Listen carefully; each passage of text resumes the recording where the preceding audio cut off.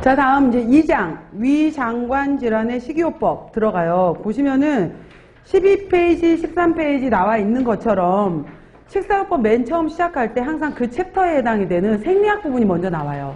그래서 생리학 공부를 잘 해놓으시게 되면은 식사요법이 공부가 쉽다라는 게 이거예요. 그래서 생리학이 같이 통합이 된 거예요. 같은 시험, 같은 한 범위로 같이 들어간 거거든요.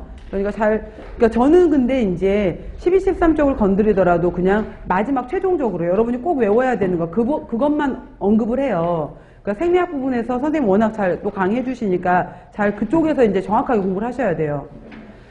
자, 1장 보시면은 소화기계 소화기계 구조와 기능이라고 나와 있잖아요. 그래서 소화기는 입으로 시작해서 인두, 식도, 위, 소장. 자, 소장은 세 부위예요. 십이지장, 공장, 회장이고요.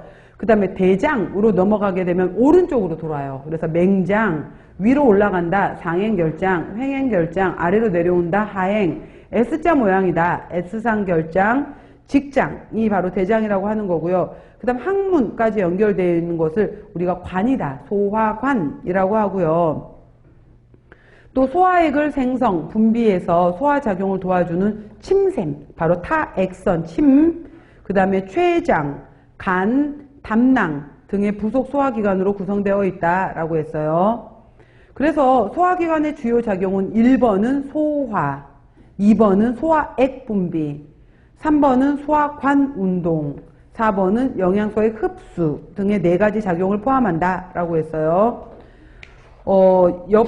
자, 위, 소장, 대장이 나와 있는데 지금 말한 것처럼 구강, 우리가 입을 통해서 이제 섭취를 한 다음에 내려와요. 인두를 지나서 이제 소화기, 그러니까 공기는 기도 쪽으로 들어가게 되고 음식물에 해당이 되는 것은 식도로 내려가게 되는 거고, 식도를 통해서 이제 들어온 음식물들 같은 경우에 위 안으로 들어오게 되는데 위쪽에 해당이 되는 쪽을 우리가 위저부라고 하게 되는 거고요. 그 다음에 가운데 위쪽에 해당이 되는 것을, 맨 처음에 해당이 되는 것을 잘못 말했구나. 분문부.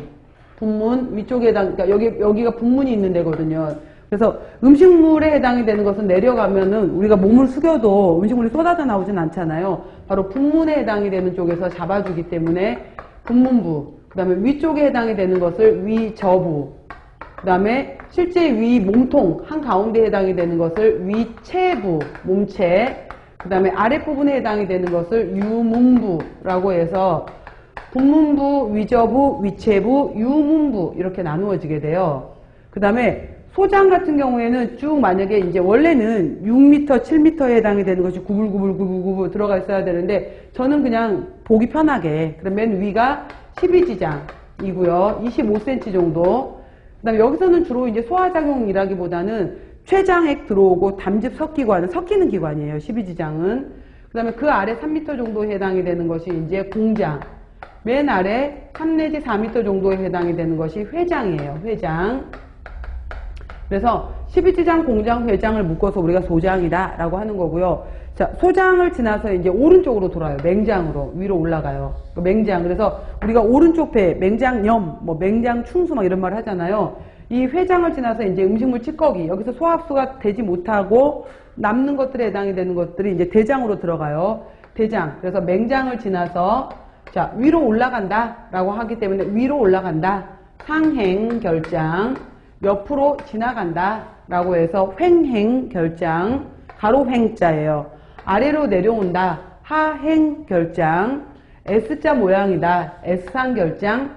직장, 항문이라고 이제 이런 단계를 거치게 되는 거예요. 자, 그 중에서 이제 위 같은 경우에는 굉장히 중요한데 바로 가스트리는 유문선, 여기 아래 유문선, 유문부에서 분비가 되는 바로 호르몬이에요. 그래서 위에서 분비가 되는 위산, HCl, 또 펩시노겐. 그래서 이제 여러분 앞으로 자세히 배우시겠지만은 노겐이라는 말이 나오면 이건 아직 활성화가 안 된 거야. 그러니까 아직 활성화 전 단계에 해당이 되는 거. 펩시노겐이 펩신이 돼야 되거든요. 펩신이 되면서 이제 본격적으로 소화흡수가 일어나기 시작해요. 위산과 펩시노겐의 분비를 촉진한다.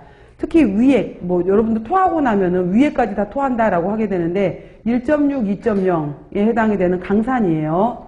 그리고 얘네들은 위산이 바로 펩시노겐을 펩신으로 활성화 시켜주는 거예요. 소장은